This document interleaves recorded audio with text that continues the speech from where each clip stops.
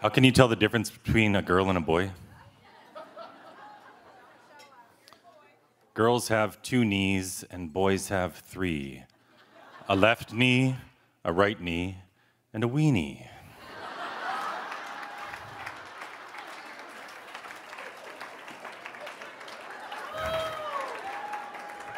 All the best comedians come from Canada, you know. After that amazing introduction, it felt a little strange to tell a joke, but sometimes we have to do these things. I see my beautiful friend Sebastian Gorka here tonight.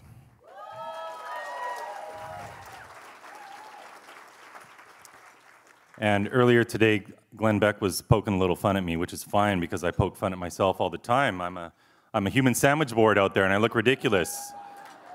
Ridiculously yet fashionable in my very beautiful sport coats.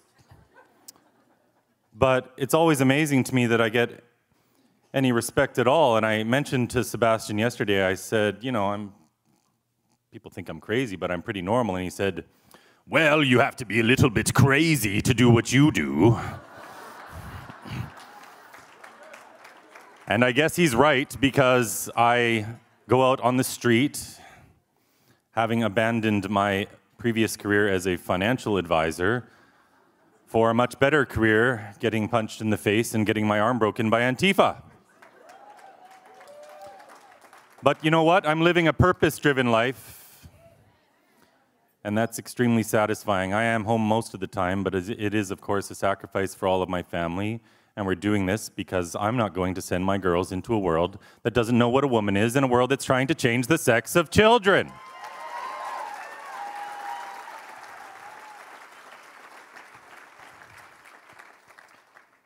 So, we're going to do a quick little education tonight, because we need to understand what's going on so that we can talk about it. Because when people don't know how to talk about something, they won't talk about it. It's not so much that we're fearful, it's that most people don't know how to talk about this issue. 2 years ago, I was meeting with members of Congress, and they didn't want to talk about this issue. They were fine with the sports issue, because Leah Thomas was lapping women in the pool, and they can all see how totally insane this is. But this issue of child transition requires a bit of a more nuanced conversation.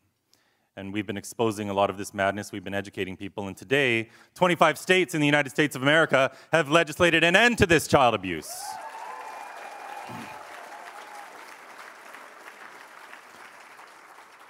So what is gender ideology? This is the belief that we have a gender identity. Essentially, it's like having a gendered soul. It's a feeling that you're not the sex that you are. The left has taken the word gender and they've completely separated it from the word sex. They've corrupted this word so much that it's basically meaningless now. Yet if you ask them what it means, nobody can tell you. I know this because I've had tens of thousands of conversations on the street and at university campuses all across the world, and not one person can tell me what a gender identity is. They can't tell me what a transgender person is. They can't tell me what it means for a girl to be a boy. I spoke with a woman on the boardwalk in New Jersey last year, and I said, what does it mean for a boy to be a girl? And she said, well, you know, girls like pink and nail polish and long hair.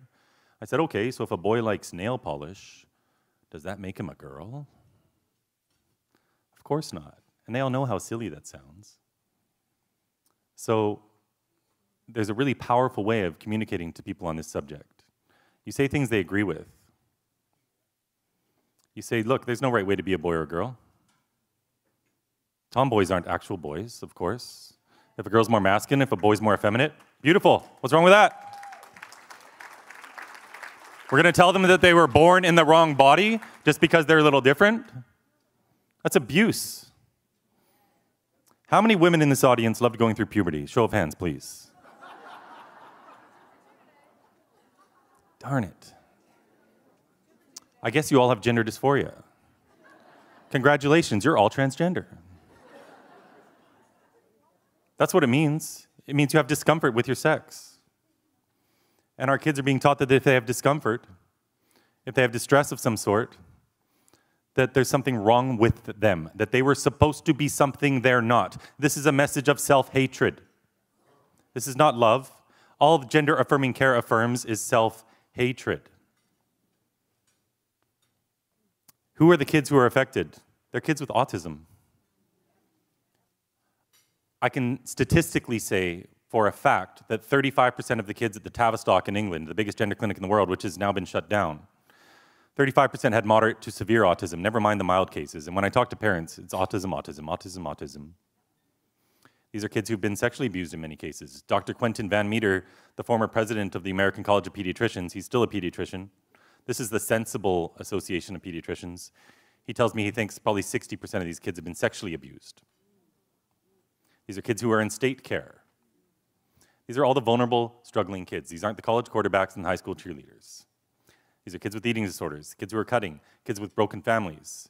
And historically, when you look at all the academic studies, when this used to affect boys, and just a tiny number of them, maybe 1 out of 30,000, but this so-called condition called gender dysphoria, most of these boys grew up to be gay. So this is harming kids who would grow up to be gay. The Democrats want to talk about conversion therapy, as though it's conversion therapy to help a child feel comfortable with their sex. They're the ones committing conversion therapy.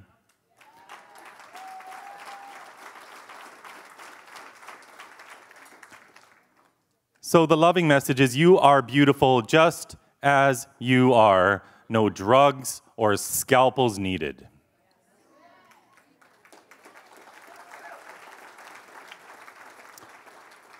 When I started this campaign, you know, you don't need to be a doctor. You don't need to be some genius. I'm certainly not. I'm surrounded by geniuses. Tiffany Justice is one of them. I know this because my IQ is approaching 100 and I can spot these things. But you come at this from the present, from the idea that obviously no child is born wrong. There is no such thing as a transgender child. That's just a label we're giving them. And obviously, all of the scientific evidence when it comes along will fall in our favor. But the left like to say, oh, you've got no evidence, show me the proof. They don't want to see the proof, because when you show it to them, they say, well, actually, that's good. But we have scientific evidence. We always have, but we have more and more all the time. And in England, there was a 4-year review recently conducted, not by politicians, but by a pediatrician named Dr. Hilary Cass, a liberal, actually, more of the classical liberal. But this found that obviously trying to change the sex of children wasn't helping them.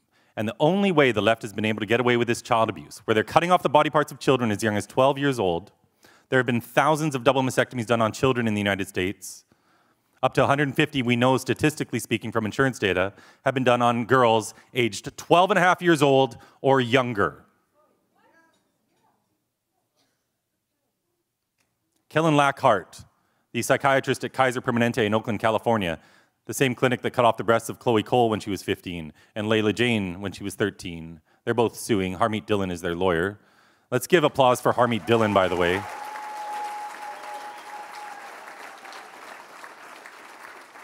This psychiatrist admits on video that they've cut off the breasts of a 12-year-old and that they've castrated 16-year-olds. So there's no shortage of evidence, but the only way they have ever been able to buy approval and to coerce parents to go along with this is by saying that if we don't do it, kids are going to kill themselves. What an evil, manipulative thing to say to a child, to a parent, that they're going to die if we don't turn them into lifelong pharmaceutical patients. A lot of people have been afraid to talk about this because, again, the left have many tactics.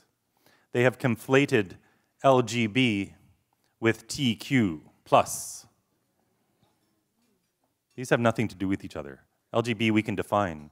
It's same-sex attraction. Transgenderism is a denial of reality.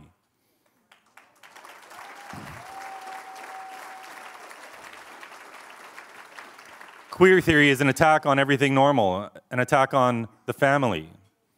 It's an attack on our children because they're trying to drive wedges between our kids and their parents. There are many communist elements to it as well. But throughout the course of human history, we've always had to fight evil. There have always been cults that have arisen. This, for me, is a worldwide cult, primarily affecting the West, and it's a social contagion affecting our daughters. But this isn't a traditional war where we can get our bayonets and our guns and our bombs and we can blast away the people trying to harm our families. This is a war that involves intelligence, and our weapons are our words. And we have to arm ourselves with them and not be afraid to use them. Because the only people who are going to put a stop to this are the people in this room. It's you and me. It's your neighbor. It's not the politicians. We change the culture. And if you can't stand up against this, you need to question your internal courage and your morality, because kids are being cut up, they're being sterilized, they're being turned into lifelong pharmaceutical patients. And if I have to do it by myself, having 1 billion conversations until the day I die, I will, but I know I don't have to, because there's all of you. You're all in this room for a reason, because you get it. And when you have kids, your life isn't about yourself anymore. It's about your kids. It's about the legacy you leave for them. And we cannot let this continue.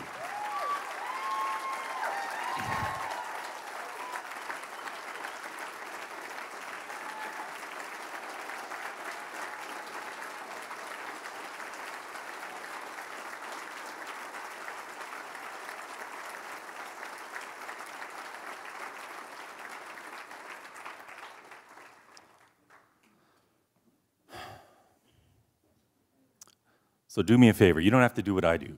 You all have different skills, you have different passions and abilities, but you can all do something. And you can get in motion. And then you can let that wonderful law of physics get into play, because an object in motion tends to stay in motion. And when you start fighting back, you find new friends.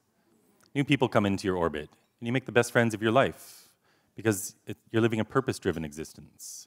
And then you have a team around you. I started off on my own, going out on the street, getting punched in the face, getting arrested after getting assaulted twice. There was a really beautiful assault last year where I had people yelling obscenities in both of my ears as I was giving an interview to a journalist. I ended up getting throat punched, punched in the face, pushed from behind, pulled.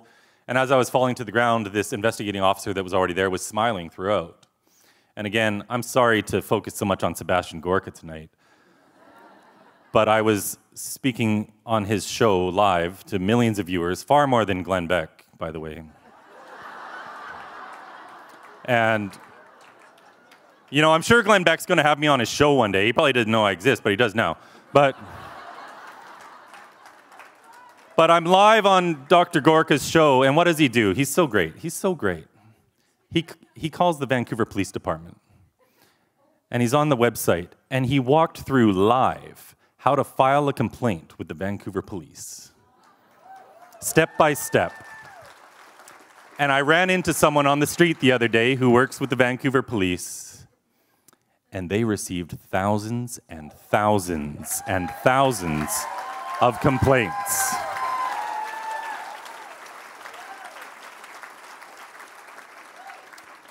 So when people come for you, just fight back. It's not a big deal. Honestly, when I leave the house sometimes, I tell my wife, please pray for me to get punched in the face or arrested, because it'd be great for my campaign. And so I suppose Dr. Gorka is right. I'm not completely normal, but whatever we do, we win. If they leave us alone and we get the word out, we win. If they come for us and they make a big scene and they act all crazy and we're calm, we win even more. So just win, baby, and keep telling the truth. And one last thing, Moms for Liberty. My first trip in the United States was in November of 2021, and I jumped on a Twitter space at night when I was in a hotel in Round Rock, Texas. And I saw this organization called Moms for Liberty, and they were talking about all the COVID stuff, and that was kind of down my alley. So I jumped in to this space, and there was this amazing woman named Tiffany Justice. And I told her what I was doing, and she believed in me right away. And a few months later, I planned a trip to DC, and together with Ginny Gentles from the Independent Women's Forum, they put together a group of us to meet at the Heritage Foundation, about 40 people from all across the country, to meet to talk about this. And from those humble beginnings, my gosh, what we've done in just a few short years is nothing short of amazing. And it's just individuals. It wasn't politicians. It was just individuals. It was moms and dads. It was people like Tiffany Justice, a mom who sat on her school board and saw behind the education curtain at what was going on. It was people like Dr. Jay Richards from the Heritage Foundation, who continues to lead this charge. And we're making remarkable progress all across the world, because the US, as Russell Crowe recently told Joe Rogan, the US is still the beacon for freedom and for truth in the world. And when it comes to stopping this, I might be Canadian, but when it comes to stopping this, I'm America first.